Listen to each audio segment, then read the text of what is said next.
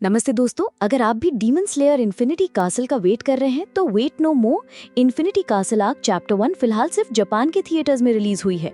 ये video skip मत करना क्योंकि जो कुछ भी इस मूवी में हुआ है वो बिल्कुल माइंड ब्लोइंग है और इसकी सारी डिटेल्स मैं आपके साथ शेयर करने वाली हूँ। तो दोस्तों शुरू करती हूँ इस एपिक जर्नी से। पहले मैं आपको बताती हूँ कि ये मूवी कहाँ से स्टार्ट होती है। जैसा कि आप सब जानते हैं, हशीरा ट्रेनिंग कंप्लीट हो गई थी। मुजान डायरेक्टली कगाया उबुयाशिकी, जो कि डीमन स्लेयर कॉर्प्स का लीडर था, के घर में एंटर होता है और कगाया अपने पूरे फैमिली के साथ सुसाइड बॉम्ब का प्लान एग्जीक्यूट करता है मुजान को ट्रैप करने के लिए। ये सैक्रिफाइस इतनी पावरफुल है कि मुजान भी शॉक हो जाता है। इस ब्लास्ट के बीच में तमायो, जो कि एक डीमन डॉक्टर है, वो मुजान को स्पेशल ड्रग इंजेक्ट करती है जो उसे ह्यूमन बनाने के लिए डिजाइन किया गया है। इसके बाद स्टोन हशीरा ग्योनी आ जाता है और वो मुजान का हेड कट कर देता है। पर यहाँ ट्विस्ट ये है कि मुजान का हेड फिर से रीजेनरेट हो जाता है। सब हशीरा गैदर हो जाते हैं फाइनल बैटल के लिए। तब मुजान एक और ट्रैप सेट करता है। नकीमे, जो कि अब अपर मून 4 बन गई है, वो अपने बीवा से इन्फिनिटी कासल ओपन करती है और सब डीमन स्लेयर्स को उस कासल में पुल कर लेती है। ये कासल एक लिविंग नाइटमेयर है जहाँ ग्रेविटी चेंज होती रहती है, वॉल्स मूव करती हैं और सब लोग सेपरेट हो जाते हैं। मुजान का स्ट्रैटेजी क्लियर है, डिवाइड एंड कॉन्कर। यहाँ से शुरू होती है हमारी मूवी का न्यू पार्ट। इस मूवी में हमें 3 मेजर फाइट्स दिखाई गई हैं। सबसे पहली बैटल में शिनोबु कोचो का फाइट है अपर मून 2 डोमा के साथ। ये पर्सनल है क्योंकि डोमा ने शिनोबु की सिस्टर कनाए को मारा था। शिनोबु अपनी यूनिक पॉइजन अटैक्स यूज करती है और इनिशियली सक्सेसफुल भी होती है, पर डोमा की पावर इतनी ज्यादा है कि वो पॉइजन को न्यूट्रलाइज कर देता है। शिनोबु का प्लान पहले से ही डिफरेंट था। वो जानती थी कि वो जीत नहीं सकती, इसलिए वो 1 साल से पॉइजन कंज्यूम कर रही थी अपने बॉडी में। फाइनल में डोमा उसे अब्सॉर्ब कर लेता है। तब शिनोबु का पॉइजन बॉम्ब बन जाता है उसके अंदर। दूसरा मेजर फाइट है जेनित्सु का काइगाकू के साथ।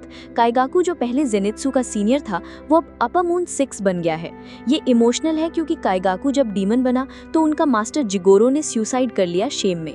जेनित्सु पूरी फाइट अवेक रहता है और एंड में वो अपना ओरिजिनल टेक्निक यूज करता है, thunder breathing 7th form flaming thunder God.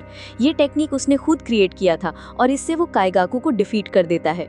मगर दोस्तों सबसे एपिक फाइट है तांजिरो और ग्यू का आकाजा के साथ। ये वही आकाजा है जिसने रिंगोकू को मारा था, तो रिवेंज फैक्टर बिल्कुल क्लियर है। इनिशियली आकाजा डोमिनेट कर रहा था अपने कंपस नीडल टेक्निक से, जो फाइटिंग स्पिरिट सेंस करती है। फिर ग्यू का डीमन स्लेयर मार्क अवेकन होता है जो उसे मैसिव पावर बूस्ट देता है। तब रियल गेम चेंजर आता है जब तांजिरो ट्रांसपेरेंट वर्ल्ड अचीव करता है। इस स्टेट में वो अपना फाइटिंग स्पिरिट कंप्लीटली इरेज कर देता है, जिससे आकाजा का कंपस नीडल यूजलेस हो जाता है। इस टेक्निक से तांजिरो आकाजा को सक्सेसफुली डिकैपिटेट कर देता है। यहाँ पर ट्विस्ट आता है कि आकाजा डिकैपिटेशन के बाद भी रीजेनरेट करने की कोशिश करता है, जो सिर्फ मुजान कर सकता था। फिर उसके ह्यूमन मेमोरीज वापस आ जाती हैं। उसका नाम था हकुजी, उसकी फियांसी थी कोयुकी। जब उसे याद आता है कि वो सिर्फ लव्ड वंस को प्रोटेक्ट करने के लिए स्ट्रॉन्ग बनना चाहता था, वो रियलाइज करता है कि वो गलत पाथ की चला गया। एंड में वो खुद को डिस्ट्रॉय कर लेता है अपने ही टेक्निक से और फाइनली कीज फाइंड करता है। मूवी का एंडिंग इमोशनल है जहां शिनोबु की डेथ कंफर्म हो जाती है, पर आकाश भी डिफीटेड है। ये विक्ट्री कॉस्टली थी, पर ये फाइनल बैटल का सिर्फ बिगिनिंग है क्योंकि मुजान अभी भी अलाइव है और बाकी अपर मून से भी फाइट बाकी है। दोस्तों इस मूवी में जो इमोशनल डेप्थ और एक्शन सीक्वेंसेस हैं वो नेक्स्ट लेवल के हैं।